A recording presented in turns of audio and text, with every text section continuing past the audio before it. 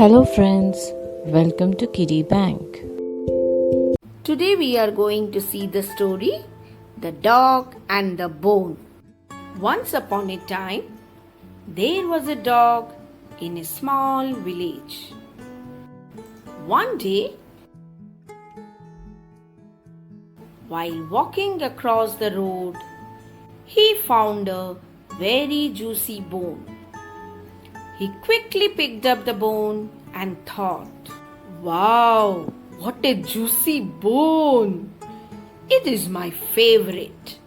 Let me go home and enjoy the bone." On the way home, he had to cross a bridge. While crossing the bridge, suddenly he saw his own reflection in the water. He was surprised to see another dog in the water with a juicy bone in his mouth. "Wow, another bone! I want the juicy bone also. It seems to be very tasty. Wow, very juicy too." The dog was very greedy. He started barking. As he opened his mouth to bark, the bone fell into the water. He lost the bone. The dog realized his mistake. "It was not another dog in the water.